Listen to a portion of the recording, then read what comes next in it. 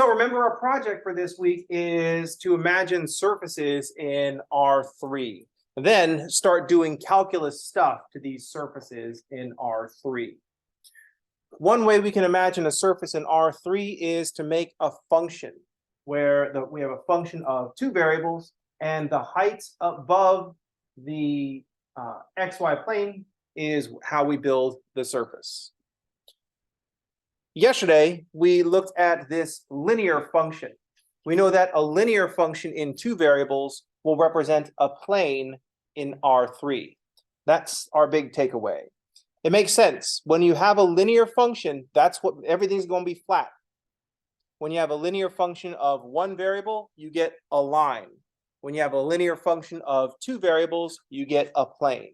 So a linear function of two variables represents a plane in R3. A linear function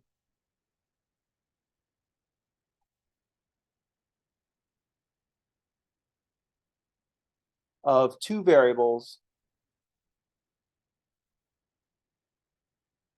represents a plane in R3.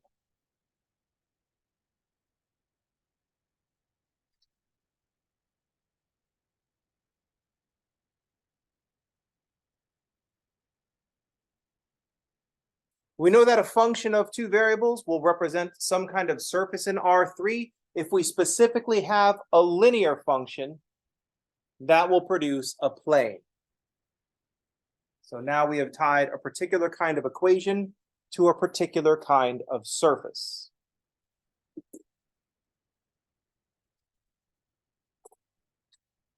All right. So we know what this plane looks like. We know that if we start off at the origin above 0, 0, we'll go through the point 0, 7, so there'll be a height of 7. We can imagine a flat plane 7 units above the xy plane, and then we're going to tilt it down in the y direction, down at a slope of 2/3 in the y direction. So it'll go down 2 when y increases by 3. And this plane will tilt up in the x direction.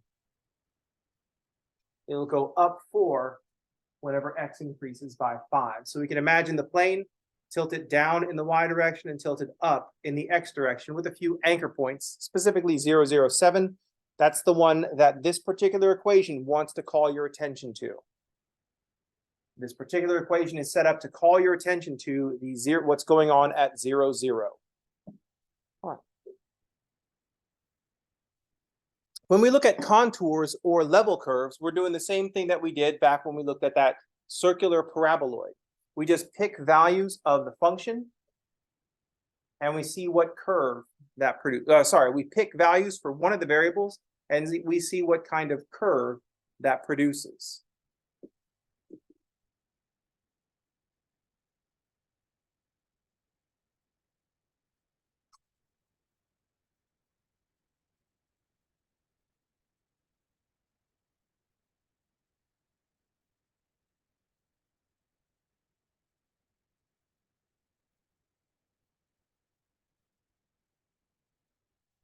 So we're going to choose some constants for one of the variables. This is how we build a level curve.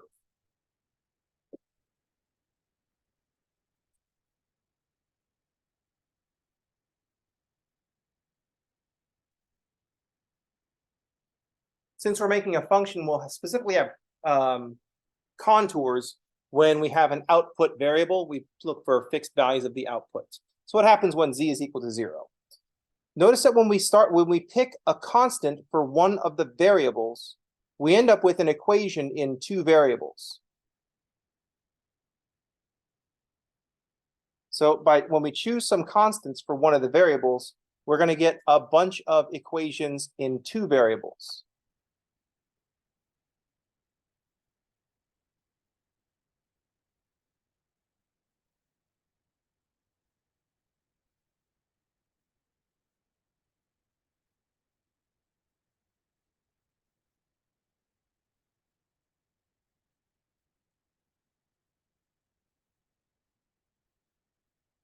Equations in two variables will represent one-dimensional curves in R2. We're taking one of the variables out of our analysis by choosing a constant value for it. So equations in two variables these will be curves in R2. An equation in two variables will represent a curve in R2.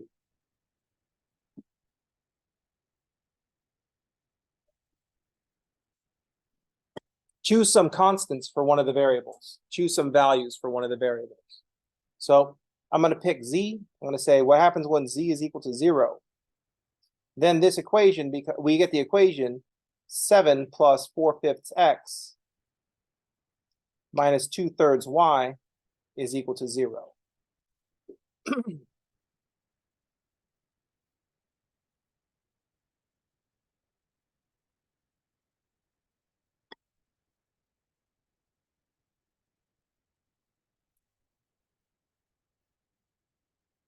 And now I know what the other side of me was talking about. It was like, I'll just write a new equation, right? When I set up, I knew I wanted to do level curves. I knew I was going to write a linear equation right here. And I said, I'll just use the one from yesterday. And in my mind, I'm like, oh, don't use the one from yesterday. It's got all kind of fractions. You were making a different point. Choose a different one. I'm like, oh, fuck it. I'm just going to use the one from yesterday. And then the other side of my brain was like, oh, all right. And now I'm into it. And now I realize. And that other side just said, all right, just use that one then. It's like, oh, see, this is why you didn't want to use it. There's two wolves inside my brain.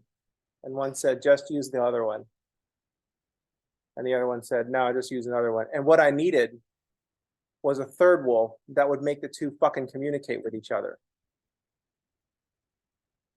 Instead of just like, oh, all right, you're going to see. It's like, oh, maybe you should explain that instead of just let someone do this to themselves. All right, so I need more drugs.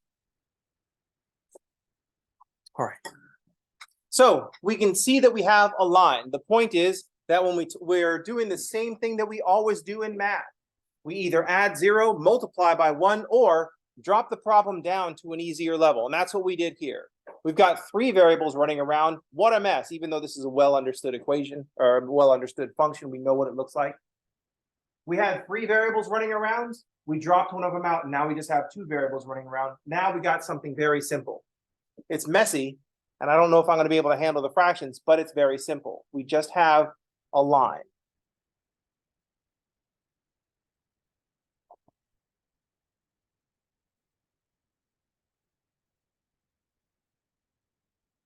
While I'm trying to figure out how to get what the slope is, because it's going to be like dividing fractions and changing a sign, and I won't successfully be able to do it. I'm just going to point to this and say, this is a line. Now I'm going to choose a different value for z.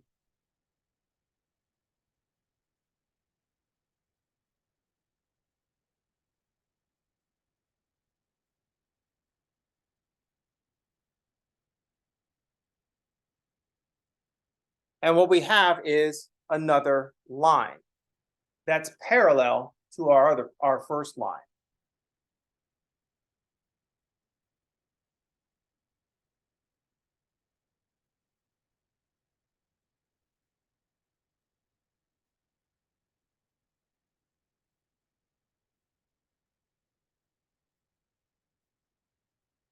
Now that I've got 2 of them, we can see that these lines are going to be parallel. For different values of z, we are looking at parallel lines.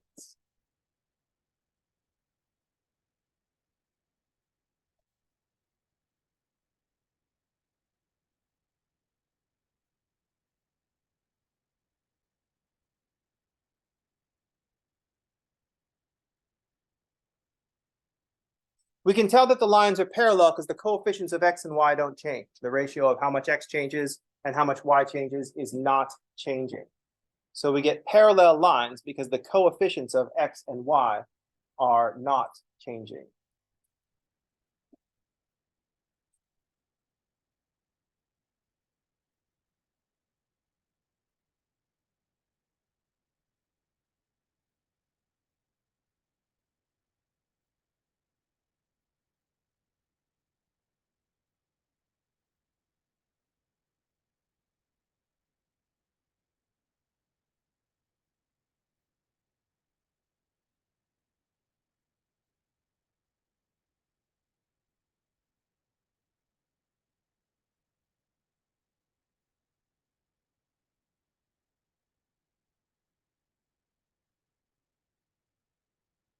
So this gives us the first part of what we want to observe.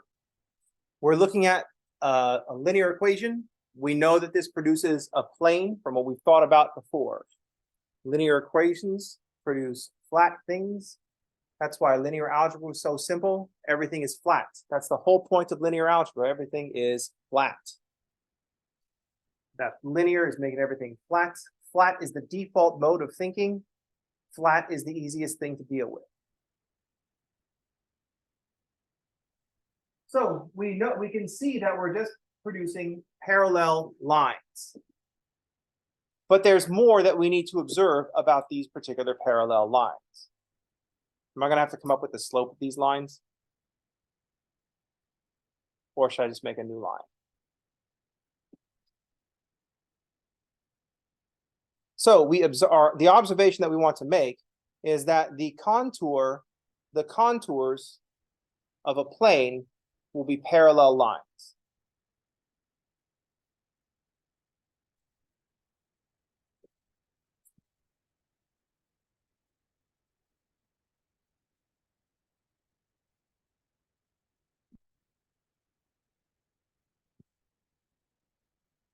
But this is not a complete picture.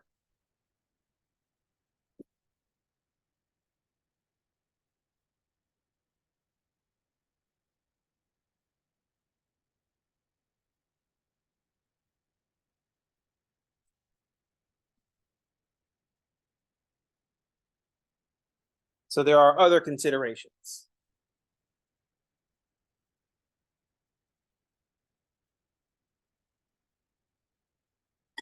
Right.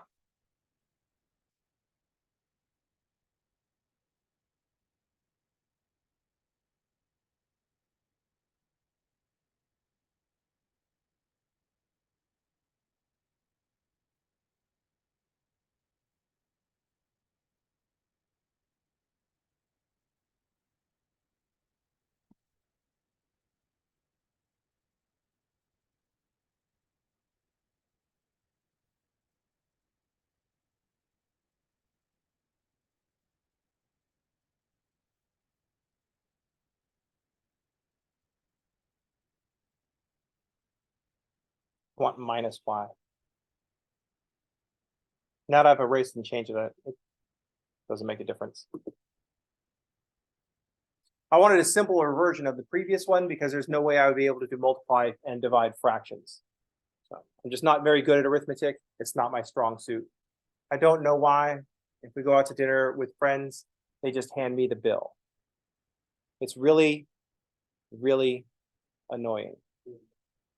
It's because I'm the mathematician, right? It's like, oh, you're the math guy. You figure out the bill. So just as a side note, while this program loads in my mind, let's suppose that there are 4 people that go out to dinner. I'm one of them, right? It's me, 3 friends. We go out to dinner. We all order food. And the total bill for our table, including tax, including tip, is $100. How much must each person contribute so that we can cover the bill? How much? 25 is incorrect. 25 is absolutely incorrect. Because what happened when the bill came? They handed it to me. So I inform everybody at the table, each of you must pay in $33.33. When they're like, oh, that doesn't seem right. I'm like, oh, well, there's like tax and tip. Don't forget that. That usually does it. It's like, oh, don't forget the tip. And then I go, oh, yeah. Okay. Because they don't want to state that they don't understand what happened. And then eventually one of them will figure out, it's like, oh, Leach, you just divided by 3, but there were 4 of us. I'm like, oh, yeah. I'm glad you figured that out. Next time you won't need to fucking hire me to divide by 4. Do you know what I mean? It's like, oh, I don't do this for free. Do I do this for free? No, I don't do this for free. Exactly, service fee. That was my consulting fee. My consulting fee was $33.33, or my consulting fee was $25, and y'all had to just chip in, and you could split that evenly. So anyway, I only did that because they all have jobs. We're at the point where we all have jobs, and so I can fuck with them in that regard. When we were in college, it's like, all right, which one of us is going to get caught? The other three get to leave, then the one person has to go last. They're the one that gets caught.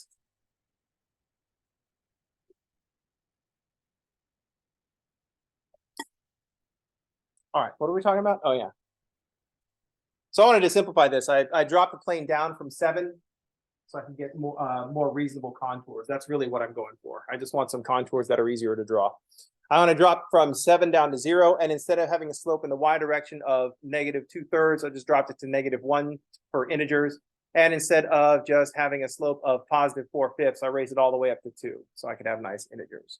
So what happens? We saw before that if we pick values of z, we're just going to get parallel lines. So when z is equal to 0, we get the line 2x minus y equals 0, or y is equal to 2x. When z is equal to 1, we get the line 2x minus y equals 1. And so y is equal to 2x minus 1. So whatever z is, that's just going to be our y, the opposite of our y-intercept.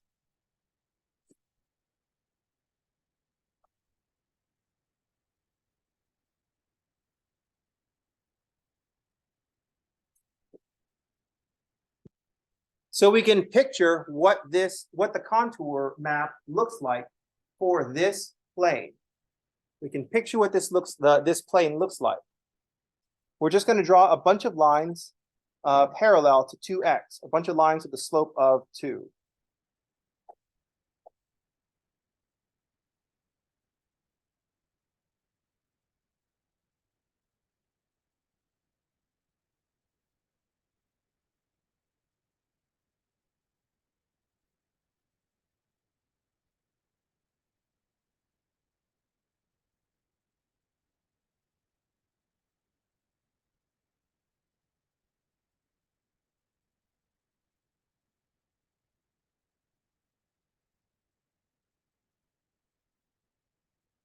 It's like there's a grid on the paper. I don't know if you could see the grid on the paper.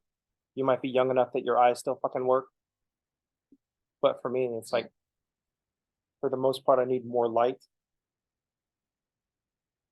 And I need to be able to focus at different distances, and it's just not happening. So we're going to make lines with parallel lines with a slope of 2. So starting at origin, we'll have a slope of 2.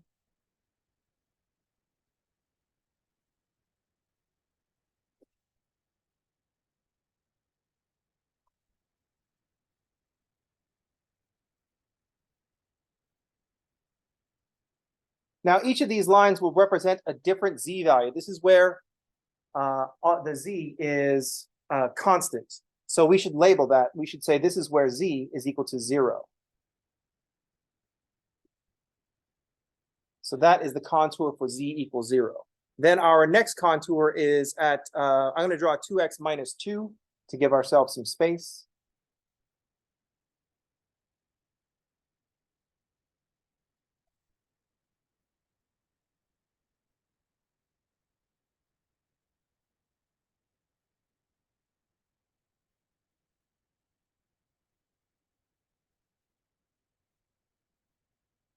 We can see from the pattern that we got, the 3 examples we did here, how this pattern is going to work. So when z is equal to 4, I'll have y equals 2x minus 4. So it'll be down here, but we'll have parallel lines. So parallel lines, parallel lines.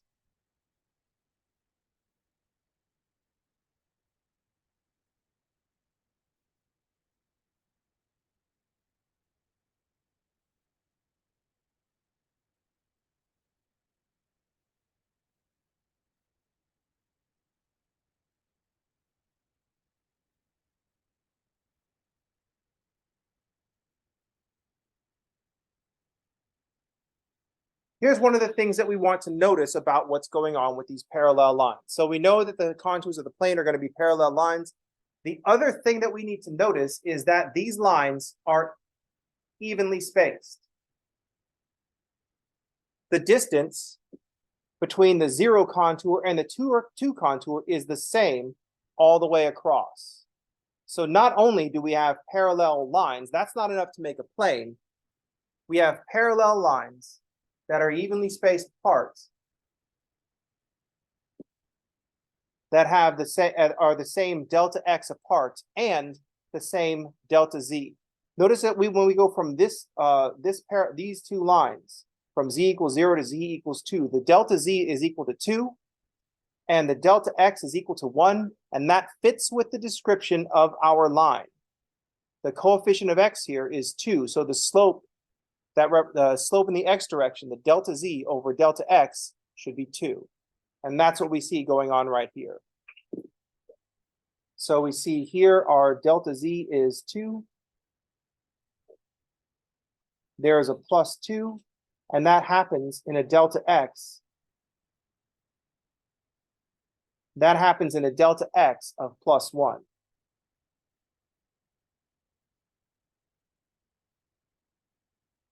That fits with our algebraic description. The graph fits with the algebraic description.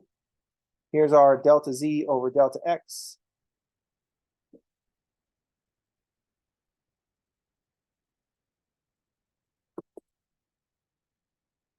That's what that coefficient of x represents, the slope in the of z in the x direction.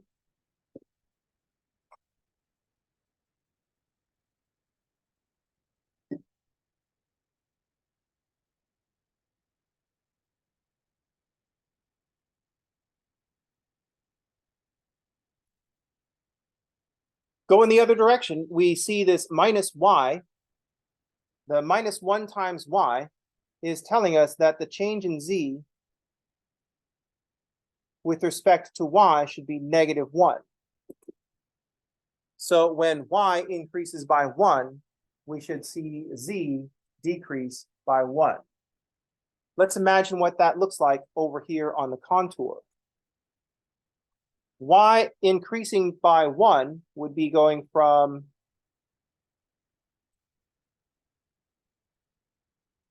I can't do 1. I drew them 2 apart. Oh well. If I go from the z equals 4 contour to the z equals 2 contour, that has a change in y of 2.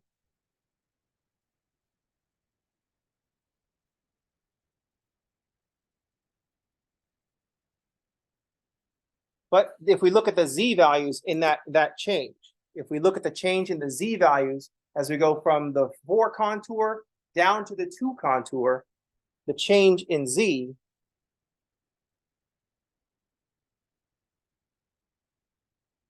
is decreased by 2. So z decreases by 2 when y increased by 2.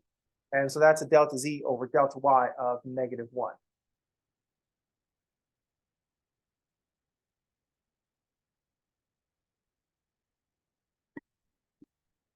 Any questions?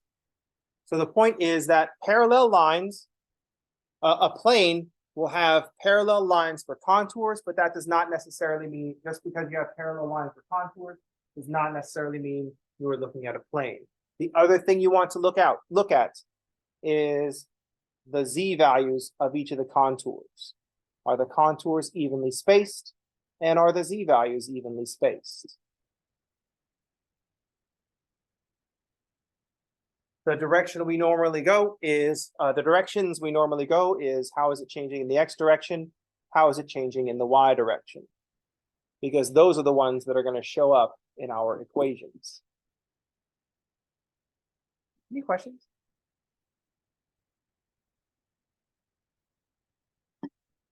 Yeah, I told you count 3 was the easy one. Because you already know calculus. That's why we don't have to start with the calculus stuff right now. We already have calculus thinking in play. Right now, we're just working on describing stuff. Once we have a little bit better handle on describing stuff, then we're going to point calculus and see what questions that brings up.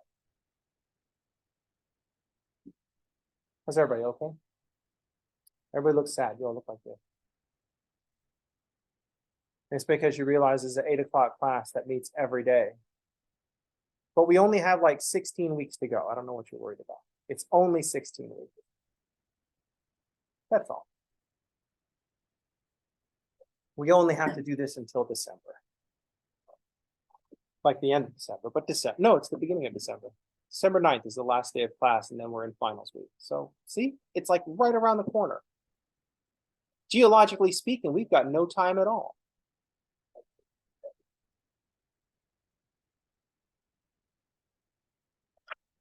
I'm going to draw a contour and we're going to decide what's going on.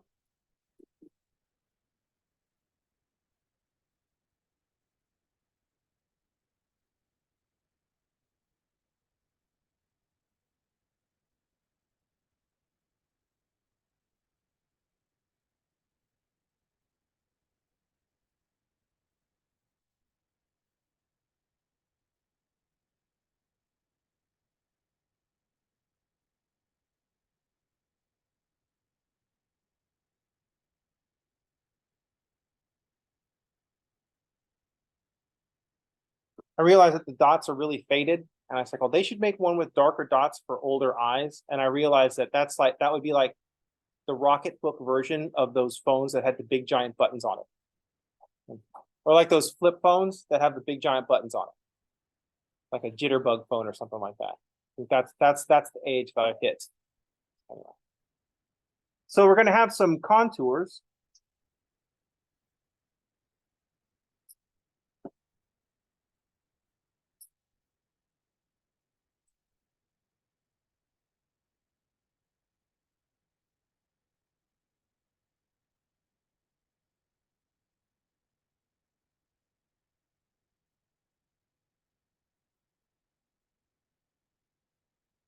And the contours are going to look familiar. This is mainly because I'm not very creative.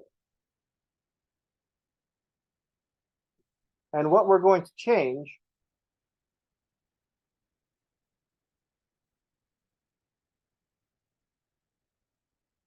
are the Z values that we see.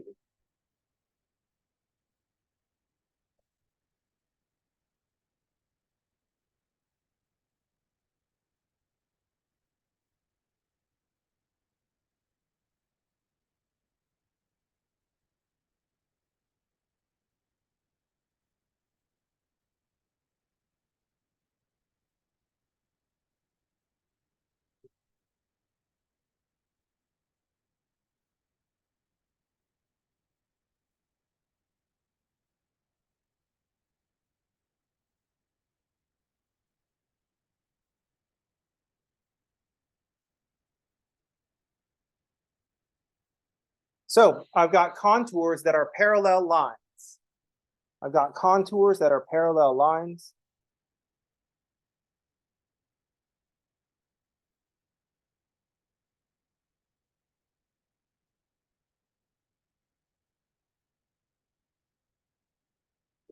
And they're all evenly spaced.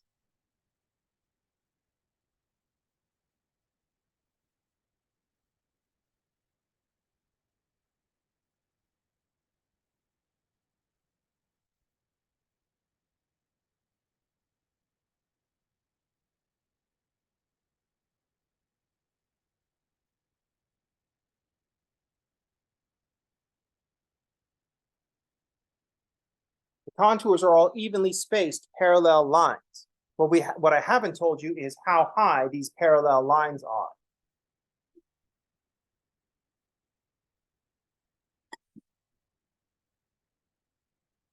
So this next contour here, there's Z equals 0. Here's our contour prime. This next one is 1, and the one after that is a 4. Going the other direction, here we have Z equals 1, and here we have a Z equals 4.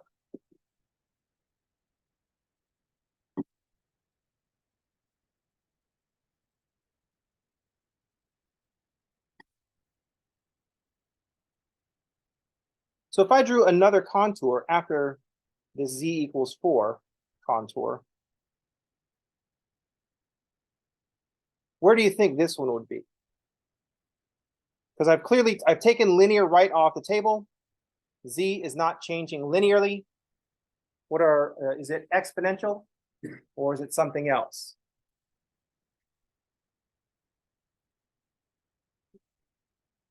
Over 1.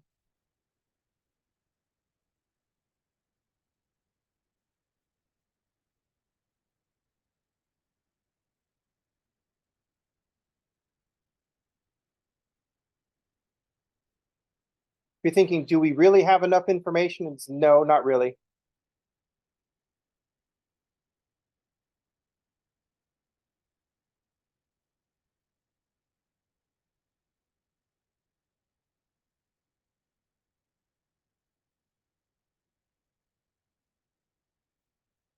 Anyone have a suggestion for what the next one could be? That's a good suggestion. That would still make it, that would make things almost kind of linear. I had something different. What I picked 9, what pattern am I doing? What is it? Yeah, so if I'm adding that 1, then add 3, then add 5, what's this? So what is this pattern? Squared. That's what there are a couple of patterns that we need to recognize right away. We need to recognize the constant rate of change. We need to recognize the exponential rate of change. We also need to recognize quadratic rate of change, a linear rate of change, which means quadratic function.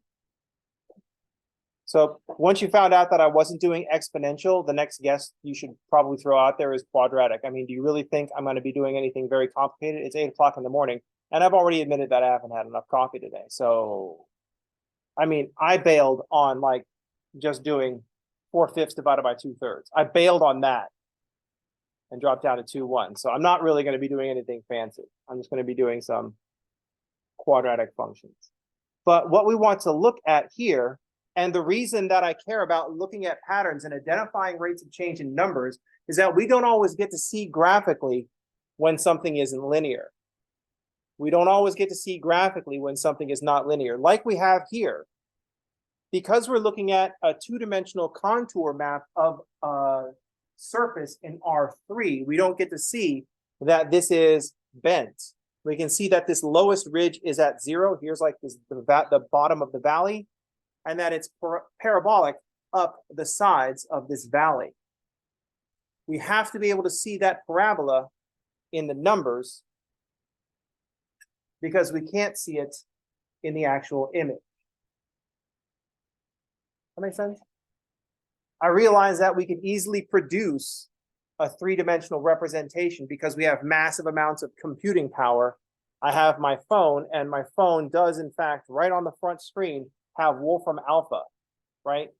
I mean, if you don't have the Wolfram Alpha app on your phone, I mean, are you even seriously doing math and science in 2023? Or at least you don't have it bookmarked on your computer. You got to have the Wolfram Alpha. It used to be that to do Wolfram Alpha stuff, you had to have the program Mathematica. And that was like an expensive program. But now it's just like, oh, it's a browser.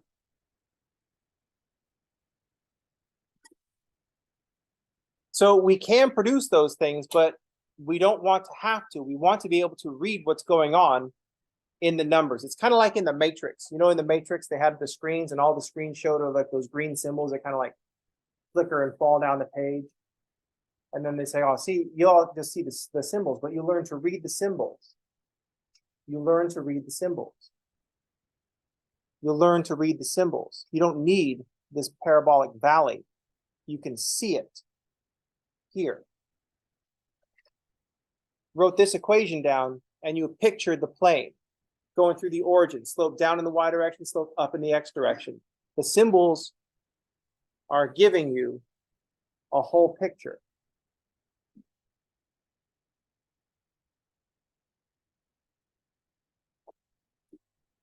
Because the exponents on all the variables is 1. That means it's going to be linear. That means it's going to be flat. And these coefficients of the variables, that's going to tell you how steep it is in those particular directions. All information that you're just reading the symbols as they float down the screen.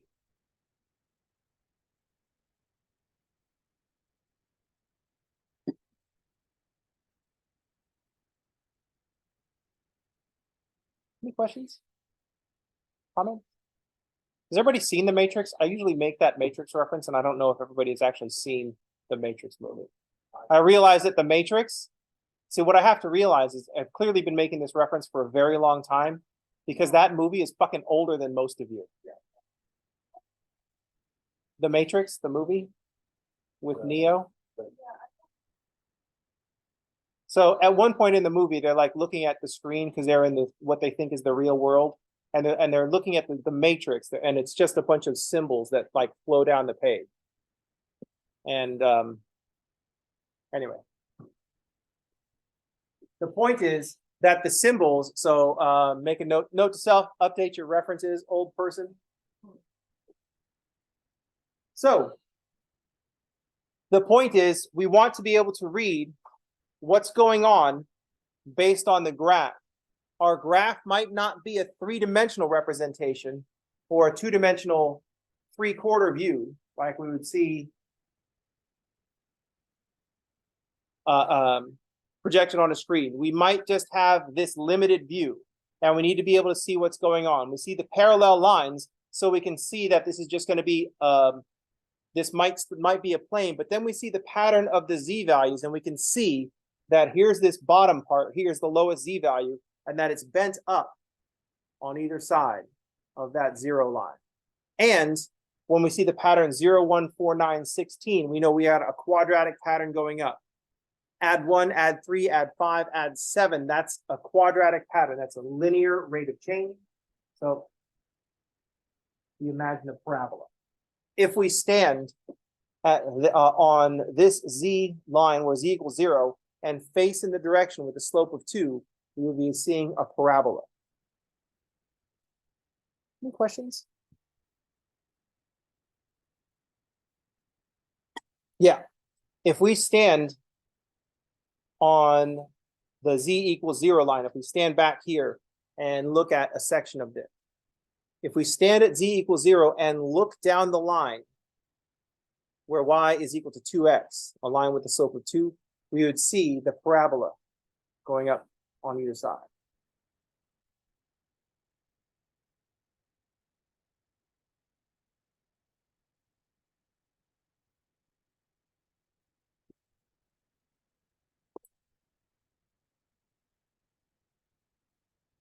How's everybody okay? This is the correct answer. If everybody's like, oh, yes, everything is perfectly clear, that means I'm just going too slow, which might be the case. I don't know.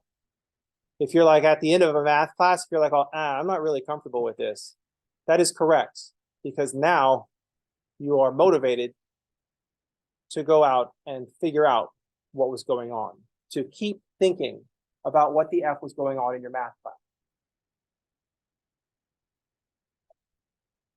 Yes.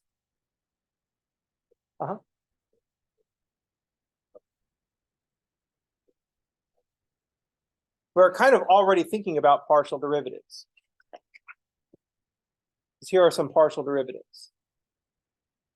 We were talking about slope of change of z with respect to x and change of z with respect to y. Right now, everything's constant, so I could just call them slope, dz or delta z over delta x. But because this is calculus class, and there are no surprises here, we can see this delta z over delta x, that's what's going to become dz over dx, because this is calculus, and that's the game that we play. The other game that we play in calculus was what's the area under the curve above an interval. But we don't have that anymore, because what has the curve become? The curve is not a curve anymore, because we're in Calc 3. We're in a surface? It's a surface. Now that we're in grown-up calculus, we don't just have curves over intervals. We have surfaces. Well, it can't do a surface over an interval. We have some piece of the XY plane. So we'll have a surface on top and some kind of region on the bottom. And we're not calculating area under a curve above an interval. If I've got a surface above a region, what am I calculating? The area of the surface itself. not the area, the volume under the surface Volume, that's and right. above the region. And we're going to calculate it in the only way that matters. The same way we only have one area formula. Area is just length times width. That's all there is.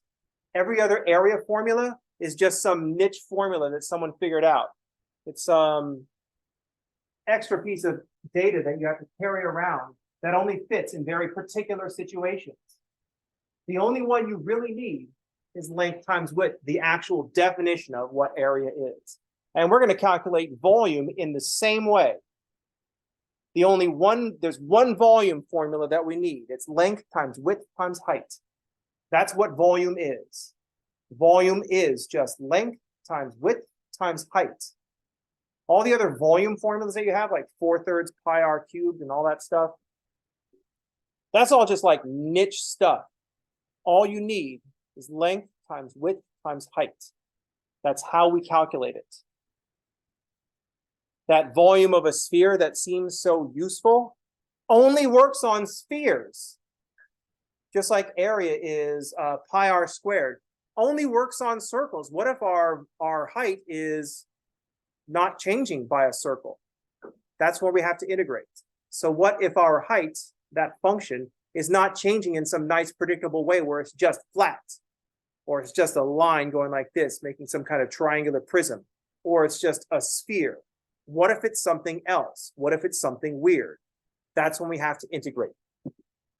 So our two fundamental questions, since we're dealing with surfaces now, instead of line tangent to curve at a point, we'll have plane tangent to surface at a point. Instead of area under a curve above an interval, we'll have volume under a surface above a region. We just push things up by 1 degree all the way through. All right. So contours and level curves, the other thing we have to do with this is build a library of surfaces that we recognize when we see an equation. We need to build up a library of surfaces that we recognize when we see an equation. Just like for calculus, we need to have a library of curves that we can identify based on their equation. All right, so that's going to do it for today. I will see you on tomorrow. Everybody have a good day. Sign it on the sign-in sheet if you have not already. And thanks for playing.